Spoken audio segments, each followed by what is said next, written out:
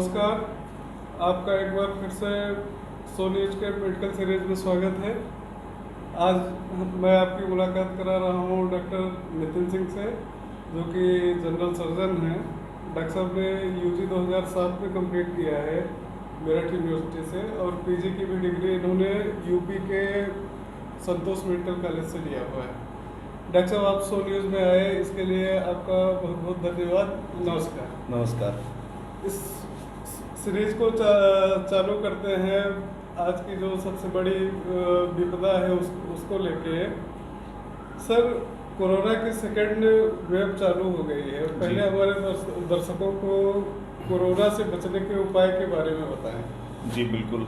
Corona वो आज से नहीं, 1 साल से हम लोग के पूरे महामारी एक ऐसी महामारी बन के फैली हुई है, सबको पता है। बीच में एक लगा था कि थोड़ा सा हम लोगों को कि अब कुछ लग रहा था कि वैक्सीन आ रही है, लेकिन ये अभी दोबारा से कुछ न्यूज़ में आ रहा है कि फिर से बड़े शहरों में, हमारे शहर में भी दोबारा से ये जो है कुछ लोगों को वैक्सीन लग गई है, उसके बावजूद भी दोबारा से इसका प्रकोप छा रहा है। मेरा आपसे यही निवेदन है कि आप लगातार मास्क का प्रयोग करें, उचित दूरी बनाए रखें और साफ़ सफाई पे खास तौर पे सैनिटाइज़र का इस्तेमाल करें।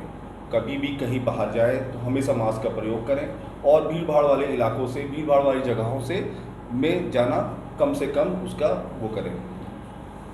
कोरोना से बचने के लिए आपको सुरक्षा के ही उपाय करने पड़ेंगे, और जैसे ही आपको मौका मिले आप टीके लगवाएं और कोरोना जैसी महामारी से बचें। जी हाँ, बिल्कुल। और जो हमारी सरकार जिस चीज़ के लिए वैक्सीन, जो अभी कोविड नाम से, कोवैक्सीन के नाम से जो हमारे सरकारी और कुछ प्राइवेट संस्थाओं में जो वैक्सीन लगाई जा रही है, उससे घबराए नहीं। वो बहुत ही सुरक्षित है। मैंने भी लगवाया है, डॉक्टर साहब ने भी लगवाया हुआ है, और उसका हम लोग अच्छे से उसका हम लोग प्रचार भी कर रहे हैं। As a surgeon, as a doctor, मैं सबसे यही गुजारिश करूंगा, सबसे ये रिक्वेस्ट करूंगा कि किसी भी इस प्रकार की बातों में, बहकावे में ना आए कि वैक्सीन से लगने से इसका असर या इस दोबारा से ये वैक्सीन से कोई ऐसी दिक्कतें आ रही हैं, ऐसा कुछ नहीं है। ज़रूर लगवाएं। नज़दीकी डॉक्टर, नज़दीकी अस्पताल, सरकारी अस्पताल में जाएं और वैक्सीन को अपना रजिस्ट्रेशन करा के आप तुरंत वैक्सीन लगवाएं। आज शो की शुरुआत करते हैं डॉक्टर साहब आपके फील्ड से। हमारी माताओं और बहनों में एक बीमारी होती है डॉक्टर साहब, जिसको आंचल की बीमारी कहते हैं, आंचल में गांठ कहते हैं। बिल्कुल बिल्कुल। तो ये होता कैसे है डॉक्टर साहब, और इससे बचाया कैसे जाए? जी, थोड़ा सा इसमें प्रकाश डालूंगा मैं। देखिए, जनरल सर्जन, लेप्रोस्कोपिक सर्जन हूँ, तो मेरे क्षेत्र में, मेरे मेडिकल फील्ड में ये चीज़ें जो डॉक्टर साहब जो अभी हम लोग बात कर रहे हैं कि माताओं बहनों में, महिलाओं में खास तौर पे जो स्तन की बीमारियां होती हैं, हमारे लोकल लैंग्वेज में आंचल बोला जाता है, ब्रेस्ट डिजीजेस, तो ये भी एक बहुत ही महिलाओं में एक संकोच रहता है, एक डर रहता है कि किस तरीके से हम किसी को बताएं। तो मेरा आपसे यही कहना है कि स्तन की बीमारियों को कभी भी नज़रअंदाज ना करें, उसको, उसकी तकलीफ को, ऐसी कोई भी दिक्कतें जिस तरीके से मैं आपको बताने जा रहा हूँ, जैसे आंचल में सूजन आ जाना, आंचल में दर्द होना, आंचल से पानी आना या कोई गांठ महसूस करना, अगर आपको ये सब निशानियां दिखने लगें तो आप तुरंत नज़दीकी डॉक्टर या हो सके तो महिला लोकल डॉक्टर या जनरल सर्जन से इसका सबसे पहले इलाज या उसको दिखाएं या परामर्श लें। दूसरी चीज़, अगर गांठ, महिलाओं में हर उम्र पे अलग अलग तरीक़ों की बीमारियां होती हैं आंचल से संबंधित।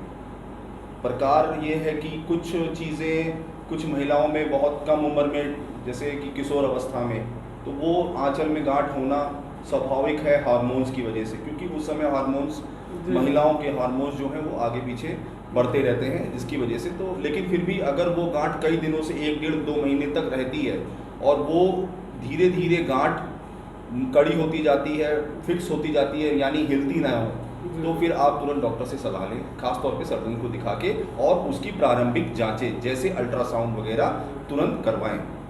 आंचल की गांठ को माताएं और बहनें एकदम नज़रअंदाज न करें, क्योंकि अगर शुरुआत में ही आपने इस पर ध्यान दिया तो आप पूरी तरह से क्योर हो सकते हैं।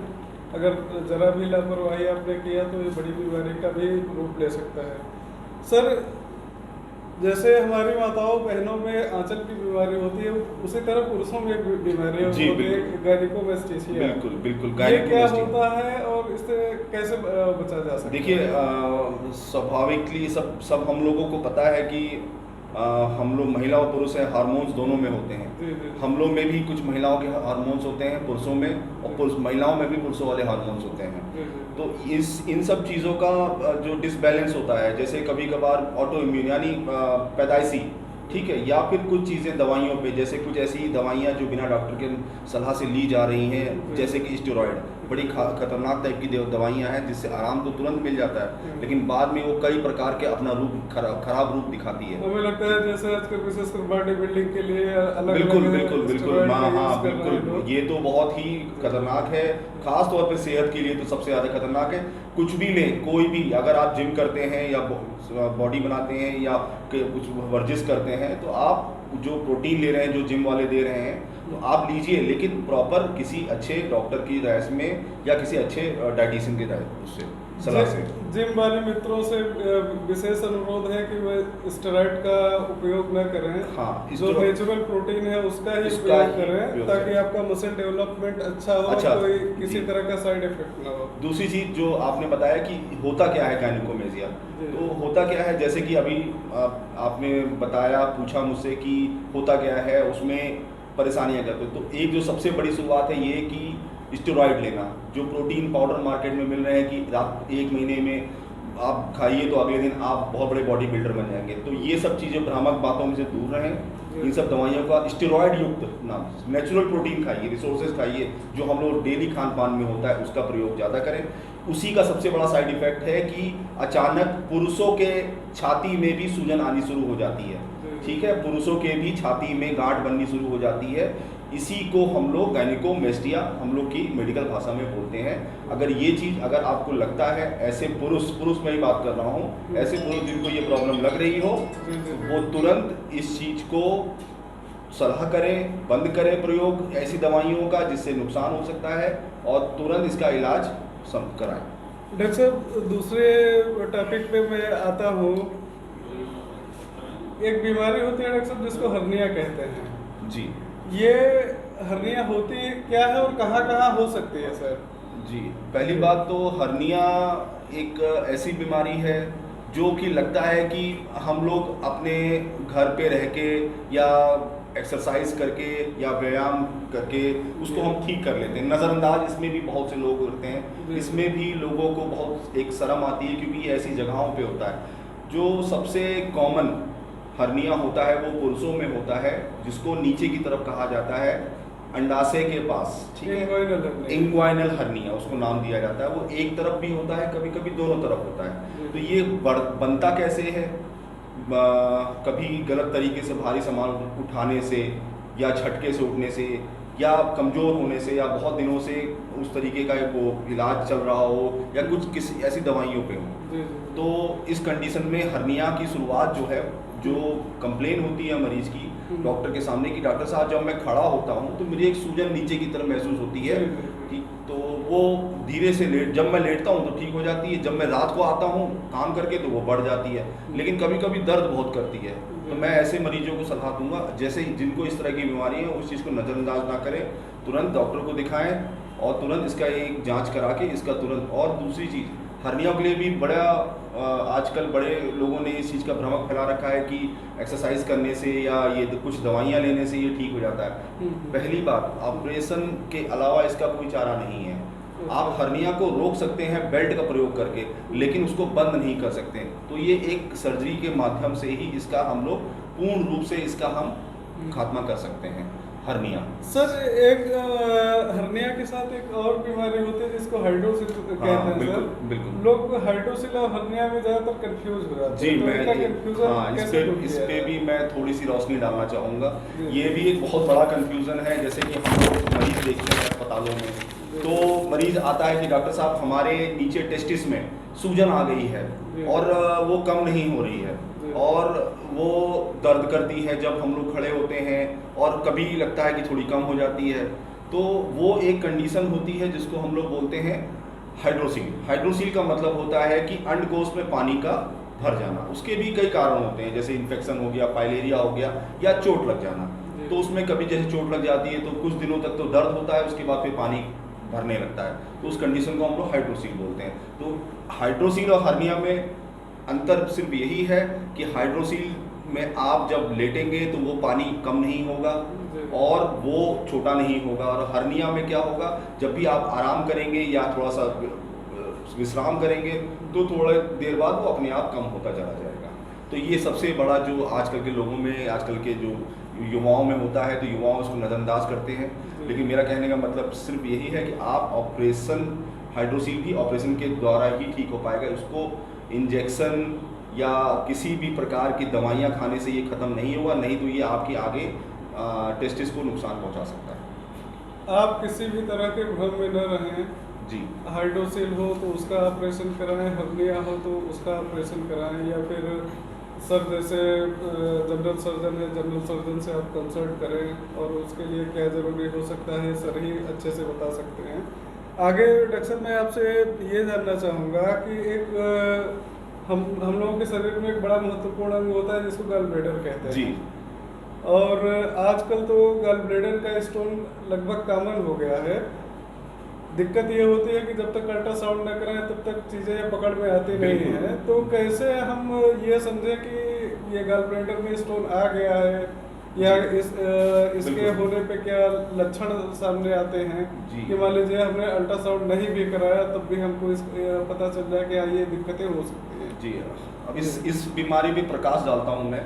तो गॉल ब्लैडर पित्ताशय महत्वपूर्ण अंग है जो हमारे लीवर से, जो हमारा लीवर है और गॉल ब्लैडर, ये दोनों पित्त निकाल के पित्त को हमारे आंतों में छोड़ता है, जिससे खाना पचता है, पाचन तंत्र को और मजबूत करता है। कभी बहुत से केसेस में, बहुत से लोगों में एक कंफ्यूजन है, भ्रामक स्थिति बनी रहती है कि हमने तेल चिकना मसाला खाया या कल बाहर दावत में खाना खा लिया तो हमको एसिडिटी हो गई, लेकिन ये एसिडिटी नॉर्मल है, उसको हम लोग गैस्ट्राइटिस की नाम देते हैं। बहुत कॉमन है आजकल की सेडेंटरी लाइफ स्टाइल में, भाग दौड़ बड़ी ज़िंदगी में, घर का खाना ना खाना, समय ना रखना। आजकल वैसे भी लोगों के पास समय कम है अपने लिए, तो खाना कहीं पे भी खा लिए तो उससे गैस्ट्राइटिस होती है। तो लोग सोचते हैं हमने मेडिकल स्टोर से दवा ले ली, आराम मिल गया हो।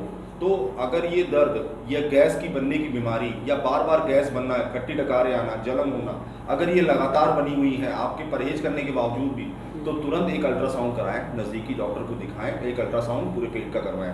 क्योंकि अगर ये बीमारी बहुत दिनों से है, आपको दवाओं से भी इसका आराम नहीं मिल रहा है, लाभ नहीं मिल रहा है, तो आप जो है इसको समझ लिए कि ये कोई दूसरी बीमारी का रूप ले रहा है। जिस बीमारी पे हम लोग बात कर रहे हैं वो है पित्ताशय का पथरी, गॉल ब्लैडर स्टोन, जिसको हम लोग गॉल ब्लैडर स्टोन बोलते हैं।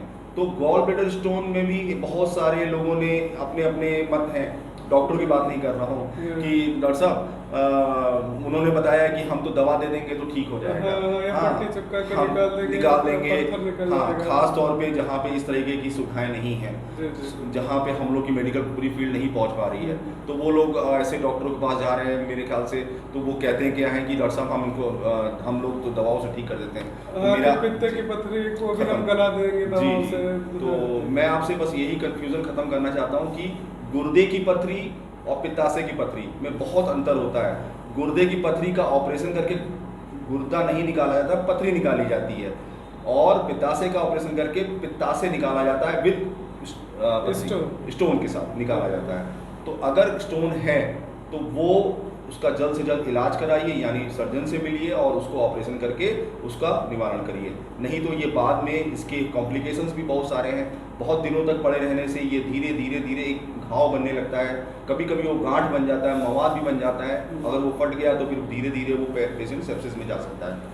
तो उसका ऑपरेशन भी 2 तरीके से होता है, मैं उस पर भी प्रकाश डालूंगा। जी, मैं वही उसी टॉपिक पे सर आ रहा था कि लोगों में ये भ्रांतियाँ रहती हैं कि पित्ते में अगर पथरी हो गई है तो मैं ओपन ऑपरेशन कराऊंगा ताकि पूरा निकल जाए, या फिर मैं दूरबीन से ऑपरेशन कराऊंगा तो पूरा निकलता नहीं है। तो हमारे दर्शकों को ये बताएं कि दोनों में कोई अंतर नहीं है। हाँ, ये बहुत अच्छा आपने क्वेश्चन पूछा जो मेरे मन में था कि मैं इस चीज़ को जरूर आपसे चर्चा में लाऊंगा।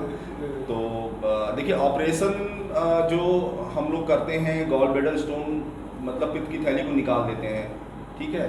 तो ये ऑपरेशन को जैसे जैसे हम लोग एडवांस हुए, जैसे जैसे हम लोग मॉडर्नाइज हुए, वैसे वैसे चीज़ें भी, मेडिकल भी मॉडर्नाइज हुआ है। तो लोगों में ये एक बीमारी कोई नई नहीं है, पहले भी ये बीमारी थी, लेकिन पहले बार हमारे पास इतनी सुविधाएं नहीं थी। जैसे आज हम लोग मोबाइल हैंडसेट यूज़ कर रहे हैं टच वाले, पहले नहीं थे। तो हर चीज़ चेंज हो गई है, तो हमारा मेडिकल फील्ड भी आगे बढ़ चुका है। और लोगों में ये जो एक स्थिति आ गई है, दिमाग में बना हुआ है कि अरे गॉल ब्लैडर स्टोन है, चीरे से करवाएंगे तो पूरा गॉल ब्लैडर निकलेगा, अगर चीरे से नहीं करवाते हैं, दूरबीन से कराते हैं, तो कुछ हिस्सा उसका रह जाता है। तो मैं ये कहना चाहूँगा आपसे कि ऐसी चीज़ बिल्कुल भी नहीं है। दोनों ऑपरेशन का लक्ष्य एक ही होता है कि पूर्णतया गॉल ब्लैडर स्टोन और गॉल ब्लैडर को निकाल दिया जाए।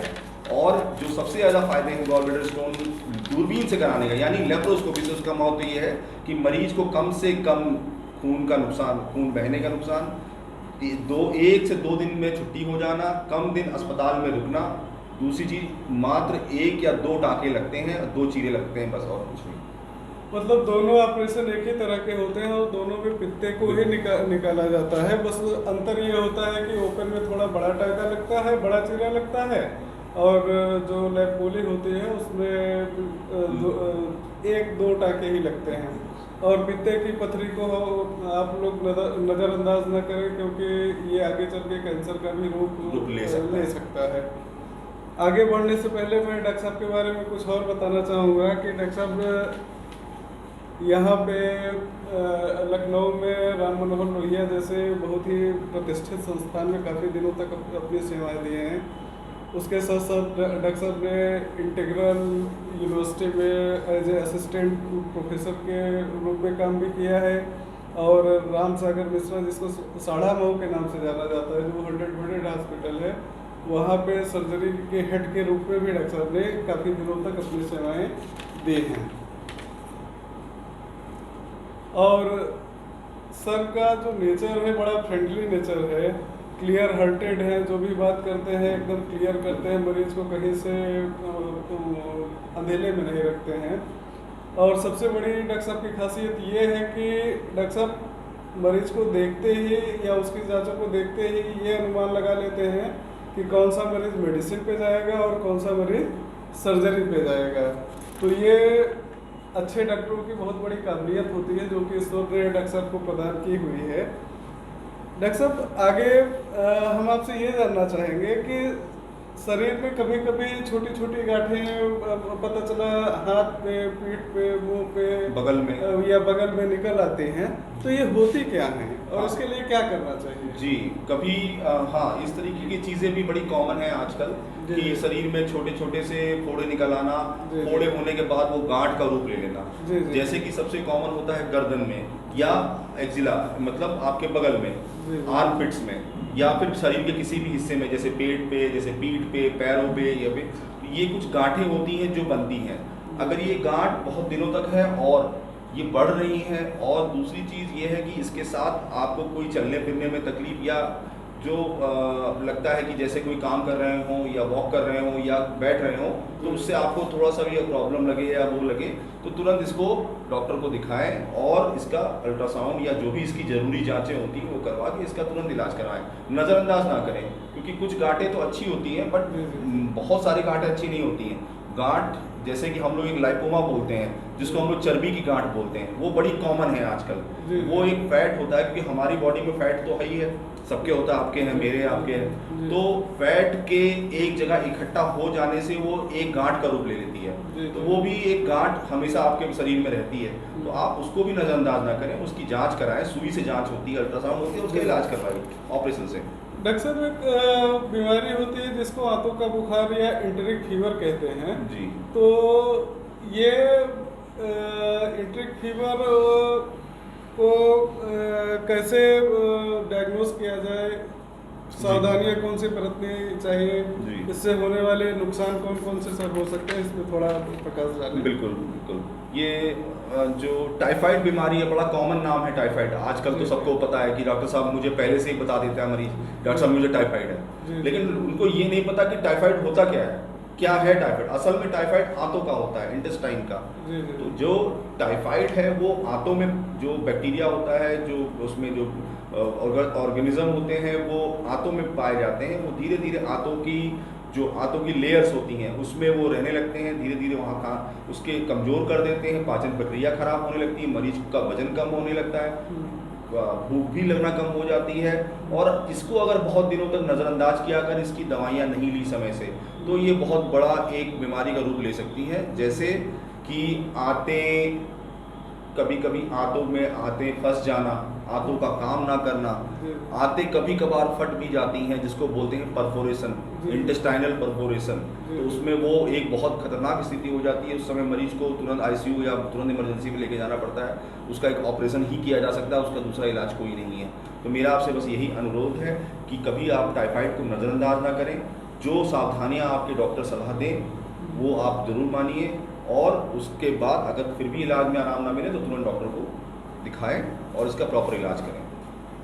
मतलब आंतों में रहने वाला जो बैक्टीरिया है, जो साल्मोनेला टाइफी, जिससे टाइफाइड फीवर होता है, उससे आप बचें, क्योंकि ये हम लोगों की आंतों को कमज़ोर कर देता है, और इतना कमज़ोर कर देता है कि कभी कभी आंतें हमारी फट भी जाती हैं। तो इसको आप सीरियस लें और इसको नज़रअंदाज न करें। एक चीज़ और बोलूँगा, कभी इसको हम लोग ज्वर भाषा में बोलते हैं हिंदी में। तो आप बुखार अगर आपको लगातार बना हुआ है 2 हफ्ते से ज़्यादा, तो तुरंत टाइफाइड की जांच करवाएं।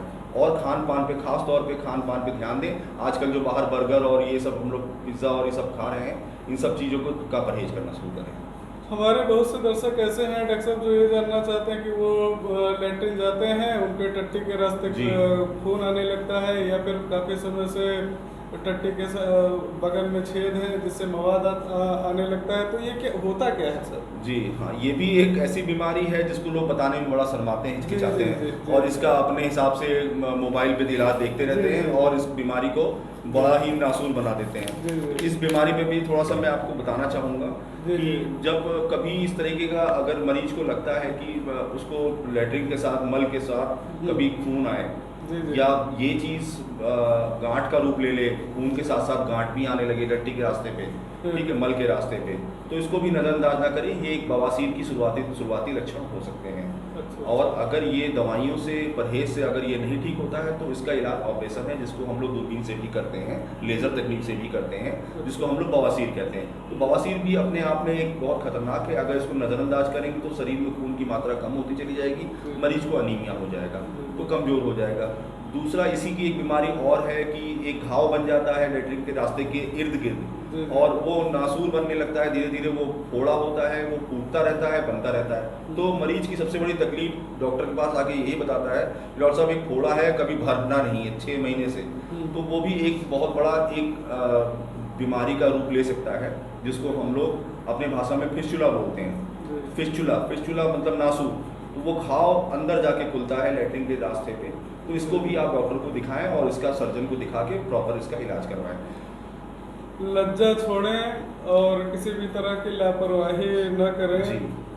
अगर ऐसे लक्षण आपके अंदर है तो तुरंत आप जनरल सर्जन से कंसल्ट करें और ठीक हों आप। जी बिल्कुल। डॉक्टर साहब, एक और बीमारी लोगों में होती है जो आजकल कॉमन है।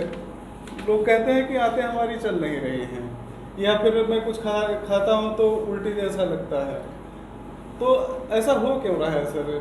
आजकल ये काफ़ी लोगों में कॉमन दिखता है। जी बिल्कुल। तो ऐसे मरीज मुझे बहुत मिलते हैं कि जो कहते हैं कि डॉक्टर साहब मुझे भूख तो लगी, खाना खाया, लेकिन वो उल्टी हो जाती है।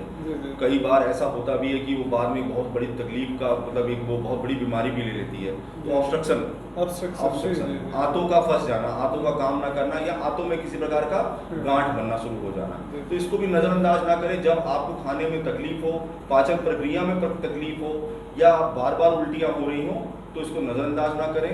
तुरंत डॉक्टर से सलाह लें, इसकी तुरंत जो प्रारंभिक जांचें हैं इसका करा के इसका प्रॉपर इलाज कराएं। सर, होली पे हमारे दर्शकों के लिए क्या संदेश? जी हाँ बिल्कुल। होली एकदम आ गई है और मेरी तरफ से सभी दर्शकों को होली की बहुत बहुत बहुत हार्दिक शुभकामनाएं। आपको भी बहुत बहुत शुभकामनाएं होली की। बस यही संदेश देना चाहूँगा कि होली हमारा आपस का मतलब मित्र भाव, भाईचारे का त्योहार है, तो उसको आपस में खुशियों से मनाएं। हाँ, लेकिन कोविड-19 की गाइडलाइंस को फॉलो जरूर करिएगा। हमारे दर्शकों को होली की ढेर सारी शुभकामनाएं। होली हम लोगों के जीवन में रंगों की तरह अनेक तरह की खुशियां लेके आए, कोरोना से बचाव करते हुए आप होली के त्यौहार को अच्छे से मनाएं और अपने घर परिवार में सुरक्षित हो के ही ये सब चीज़ें करें। स्वस्थ रहें। डॉक्टर साहब हमारे स्टूडियो में आए, इसलिए सर का बहुत बहुत आभार है। धन्यवाद। नमस्कार। तमाम खबरों के साथ जुड़े रहने के लिए सब्सक्राइब करें हमारा चैनल 100 न्यूज़ और बेल आइकन दबाना ना भूलें ताकि लेटेस्ट वीडियो सबसे पहले आप तक पहुंचे।